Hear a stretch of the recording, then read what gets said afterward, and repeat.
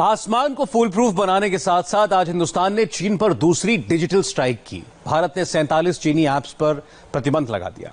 भारत के अलावा आज रूस ने भी चीन को झटका देते हुए S-400 मिसाइल डिफेंस सिस्टम की सप्लाई सस्पेंड कर दी है। यानी भारत से पंगा लेने वाले जिनपिंग के चीनी ड्रीम्स चकनाचूर हो रही हैं और हिंदुस्तान के नेतृत्व में न्यू वर्ल्ड ऑर्डर बन रहा है।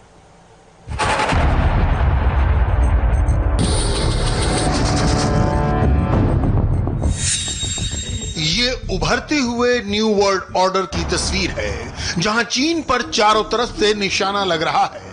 रूस ने चीन को S-400 मिसाइल डिफेंस सिस्टम की सप्लाई फिलहाल रोक दी है। भारत ने चीन के 47 और ऐप्स पर प्रतिबंध लगा दिया है। ऑस्ट्रेलिया ने दक्षिणी चीन सागर पर चीन का दावा ठुकरा दिया है। यूरोपियन यूनियन ने कहा है कि चीन के साथ उसके न सिद्धांत मिलते हैं और न सियासत। अमेरिका ने अपने यहां चीन का कॉन्सुलेट बंद कर दिया है। अब दुनिया ने कह दिया है कि उसे चीन की दादागिरी कतई मंजूर नहीं है। 21वीं सदी में साम्यवादी सम्राट शी जिनपिंग के ख्वाबों वाली दुनिया नहीं, सबको बराबरी का दर्जा देने वाले न्यू वर्ल्ड ऑर्डर की रचना होगी। अगर हम एक मुक्त 21वीं सदी चाहते हैं और वैसी 21वीं सदी नहीं चाहते जिसका ख्वाब शी जिनपिंग देख रहे हैं, तो चीन के साथ आंख बंद करके संबंध निभाने से ऐसा बिल्कुल नहीं होगा। अब हम चीन के साथ आंख मूंद कर रिश्ता नहीं निभा सकते। ऐसा करना असंभव है। प्रेसिडेंट ट्रंप ने साफ कर दिया है कि हमें ऐसी रणनीति बनानी चाहिए जो अमेरिकी अर्थव्यवस्था और अमेरिकी जीवन शैली की हिफाजत कर सके। मुक्त विश्व को चीन के षड्यंत्र पर विजय पानी ही होगी। Free world must triumph over this new tyranny. चीन अपनी आर्थिक ताकत और मिलिट्री पावर के दम पर दुनिया पर दादागिरी जमाना चाहता है। तिब्बत के पठार से लेकर साउथ चाइना सी तक लगभग हर दिन चीन की सेनाएं पावर प्रेजेंटेशन कर रही हैं। तानाशाह जिनपिंग ने चीन में अपनी बादशाहत ताउम्र कायम कर ली है। अब वो दुनिया का शहंशाह बनने का ख्वाब देख रहे हैं, मगर जिनपिंग के सपनों पर धड़ाधड़ मिसाइल अटैक हो रहा है। सबसे ताजा अटैक रूस और भारत ने किया है। रूस ने चीन को दुनिया के सबसे powerful missile defence system S-400 की सप्लाई रोक दी है।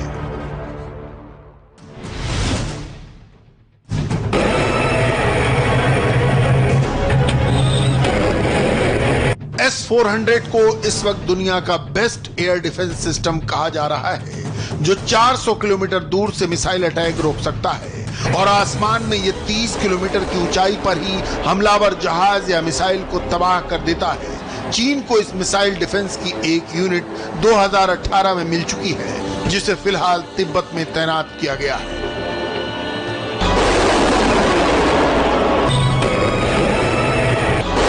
चीन के खिलाफ दुनिया का यह एक्शन जरूरी हो गया था, क्योंकि चीन अपनी दादागिरी वाली नई विश्व व्यवस्था बनाना चाहता है, जो अमेरिका के सुपर पावर स्टेटस के मुकाबले खड़ी होगी और अंत में उसका खात्मा कर देगी। इसीलिए 21वीं सदी में एक ऐसे वर्ल्ड ऑर्डर की जरूरत है जहां पर किसी एक देश की दादागिरी न चले। इसके लिए आपको पहले मौजूदा वर्ल्ड ऑर्डर को समझना होगा। मौजूदा वर्ल्ड ऑर्डर की स्थापना 1945 में, यानी दूसरे विश्व युद्ध के खात्मे के बाद हुई थी। उस वक्त दुनिया में दो सुपर पावर थी, एक तरफ अमेरिका था तो दूसरी तरफ सोवियत संघ। देशों के बीच विवाद के चलते वर्ल्ड वॉर जैसी विभीषिका न हो, इसके लिए संयुक्त राष्ट्र संघ की स्थापना की गई। प्रभुत्व को लेकर सोवियत संघ और अमेरिका के बीच कूटनीतिक खींचतान चलती रहती थी। सोवियत संघ को हराने के लिए 1972 में अमेरिका ने चीन के साथ कूटनीतिक संबंध स्थापित किए, जिसके बाद अमेरिका ने चीन को सोवियत संघ के बराबर साम्यवादी ताकत के तौर पर खड़ा किया और उसके विकास में योगदान दिया। 1991 में सोवियत संघ के विघटन के बाद दुनिया में एक ही सुपर पावर यानी अमेरिका बचा, जिसने दुनिया के तमाम विवादों में संयुक्त राष्ट्र की बजाय सीधे दखल देना शुरू किया।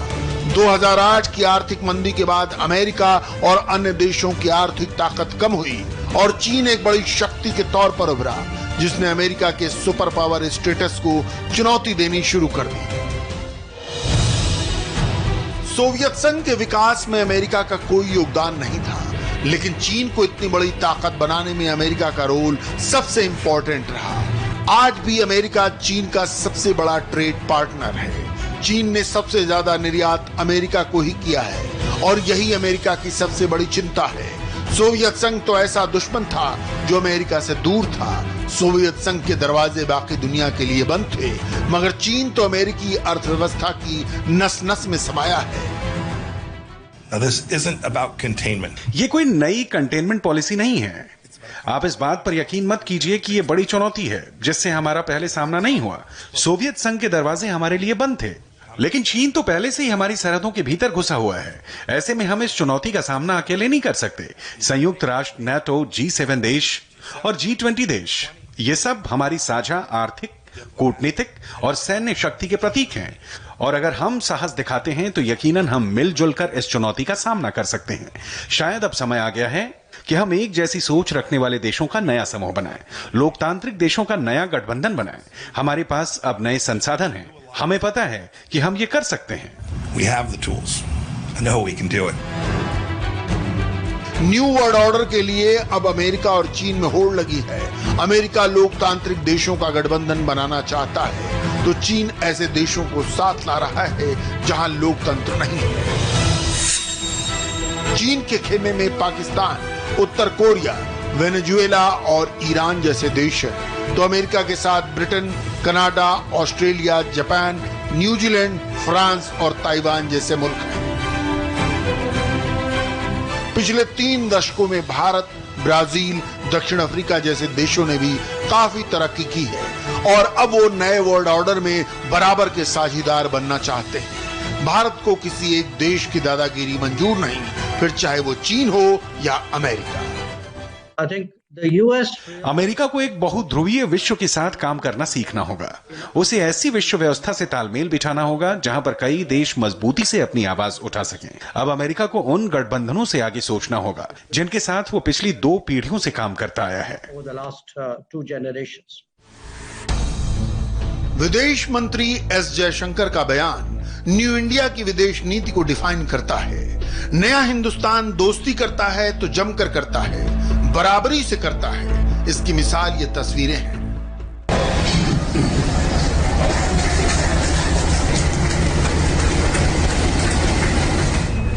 भारत ने ये डीजल इंजन बांग्लादेश को गिफ्ट किया है, जो इंडिया से दोस्ती का पैगाम लेकर ढाका पहुंचे। ये डीजल रेल इंजन इस बात की मिसाल है कि भारत जिस मल्टीपोलर वर्ल्ड की कल्पना करता है, उसमें हर देश को बराबरी का दर्जा हासिल है। भारत ने हमेशा ही नेबरहुड फर्स्ट की नीति को तवज्जो दी है। हाल के दिनों में भारत ने अपने कई पड़ोसी देशों को मदद दी है। बांग्लादेश को 10 डीजल इंजन का तोहफा दिया गया। इसके अलावा मालदीव के लिए जल्द ही एक आर्थिक पैकेज का ऐलान होने वाला है। कोविड-19 से जूझ रहे मालदीव को भारत पहले ही $40 करोड़ की आर्थिक मदद भेज चुका है। इसके अलावा भारत ने मालदीव को 6.2 टन दवाएं और 600 टन अनाज की मदद भी भेजी थी। भारत ने कोरोना काल में श्रीलंका को भी आर्थिक मदद दी है। श्रीलंका को भारत ने $40 करोड़ की करेंसी स्वैप की सुविधा दी है। इसके अलावा $1.10 अरब के करेंसी स्वैप की मदद पर भी भारत विचार कर रहा है। इसके अंतर्गत श्रीलंका की करेंसी के बदले में भारत उसे विदेशी मुद्रा देगा।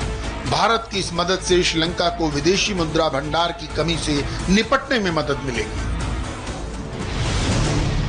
ये तस्वीर भारत की दोस्ती की एक और मिसाल है। कोविड काल में जब भारत ने इजराइल से कोरोना टेस्ट जल्द से जल्द करने वाली तकनीक मांगी, तो इजराइल ने अपने रक्षा मंत्रालय के रिसर्चर्स की एक टीम भारत भेज दी। इजराइल के रक्षा मंत्रालय के directorate of defence research and development की टीम को भारत में defence research and development organisation के साथ मिलकर काम करना है। दोनों देशों की टीम कोरोना की एक ऐसी रैपिड टेस्टिंग किट विकसित कर रही है जिसमें 30 सेकंड में रिजल्ट मिल जाएगा। दोनों देशों की टीम अब अपने रिसर्च के आखिरी दौर में है। भारत और इजराइल के बीच डिफेंस रिलेशंस भी काफी मजबूत है। भारत इजराइल के सैन्य उपकरणों का सबसे बड़ा खरीदार है। सोमवार को इजराइल से एक विशेष फ्लाइट आई जिसमें कोविड-19 से लड़ने के लिए बेस्ट इजरायली उपकरण भारत पहुंचे।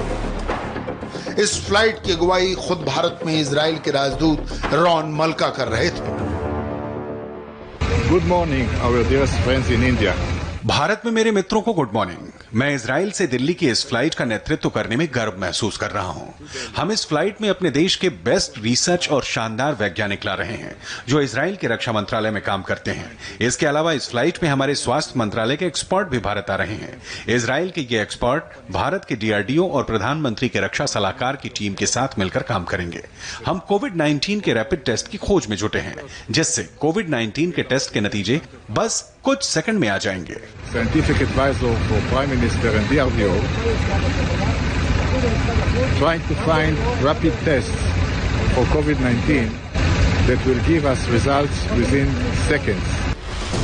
जिस वक्त चीन दुनिया पर अपनी दादागिरी जमाने की कोशिश कर रहा है, उस वक्त भारत अपनी दोस्ती की मजबूत दीवार से चीन की घेरेबंदी में जुटा है। गलवान में भारत ने दिखा दिया कि अगर दुश्मन ने आंखें भी तरेरी तो हिंदुस्तान उसका क्या हश्र करेगा। भारत के न्यू वर्ल्ड ऑर्डर में दोस्ती भी जमकर होगी और दुश्मनी भी।